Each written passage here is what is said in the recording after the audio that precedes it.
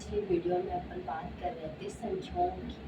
अपन ने वास्तविक संख्या, परिमेय संख्या और अपरिमेय संख्या, काल्पनिक संख्याओं को ऊपर ऊपर से देखा था। अब चलिए हम वास्तविक संख्या के बारे में विस्तार से बात करते हैं। वास्तविक संख्या की परिभाषा है ऐसी संख्या जिसमें परिमेय संख्या और अपरिमेय संख्या दोनों संख्याएं शामिल होती है, वो वास्तविक संख्या कहलाती है।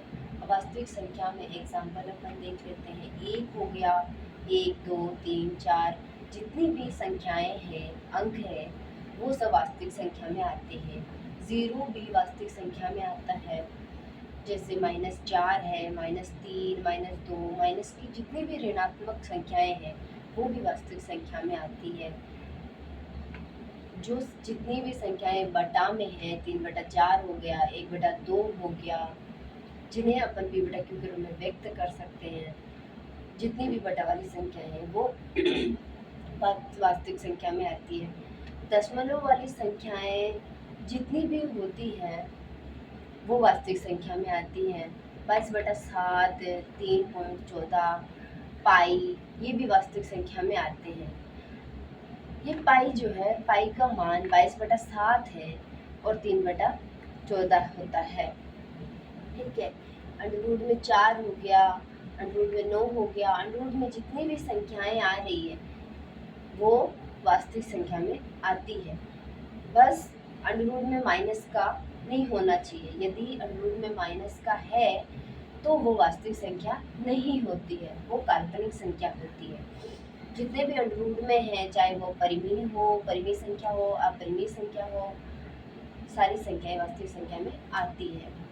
फिर बात करते हैं अपन परिमेय संख्या की। परिमेय संख्या जिसे p/q के रूप में लिखा जा सकता है, जहाँ p वर्ग पूर्णांक है लेकिन q बराबर नॉट 0। पूर्णांक के बारे में अपन जानते हैं कि पूर्णांक में धनात्मक, ऋणात्मक और 0 शामिल होता है। तो p/q पूर्णांक, यहाँ p और q की जगह पर पूर्णांक संख्याएं सारी आ सकती है, लेकिन q की जगह पर शून्य नहीं आ सकता, 0 नहीं आ सकता है। q 0 पूर्णांक है लेकिन q की जगह पर 0 नहीं आ सकता। ये परिमेय संख्या की परिभाषा है।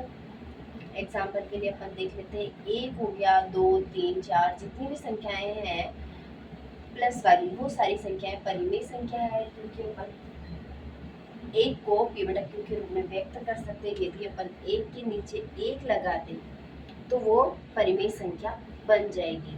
0 के नीचे 1 लगा दे तो वो भी परिमेय संख्या बन जाएगी। ऐसे ही -5 हो गया, माइनस की संख्या हो गई, और 3/4 परिमेय संख्या है। और दशमलव वाली संख्याएं भी परिमेय संख्या होती है, बस वो निश्चित होनी चाहिए। यदि वो निश्चित है तो वो परिमेय संख्या है, यदि वो निश्चित नहीं है तो वो अपरिमेय संख्या है। मतलब जो लगभग में आए वो अपरिमेय संख्या है, और जो दशमलव में फिक्स मान देती हो वो परिमेय संख्या में आती है। और जैसे कि पाई का मान दे रखा है 22/7, तो वो परिमेय संख्या है। लेकिन पाई का मान नहीं दे रखा, पाई दे रखा है, तो वो अपरिमेय संख्या में आता है, क्योंकि पाई एक अपरिमेय संख्या है। ठीक है।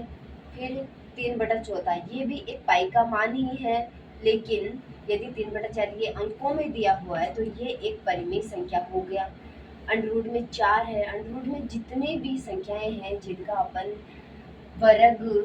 वर्गमूल कर सके, यदि अंडरवुड में वर्ग हो जिसका वर्गमूल किया जा सके और बाहर निकाला जा सके अंडरवुड से, तो वो संख्या परिमेय संख्या होगी। अंडरवुड 4 परिमेय संख्या है, अंडरवुड 16 भी है, अंडरवुड 25 भी है, क्योंकि 25 को बाहर निकालेंगे तो 5 आ जाएगा, 16 को बाहर निकालेंगे तो 4 आ जाएगा, 4 को बाहर निकालेंगे तो 2 आ जाएगा। तो आज अपन ने वास्तविक संख्या और परिमेय संख्या के बारे में जाना। कल अपन बात करेंगे अपरिमेय संख्या से। Thank you.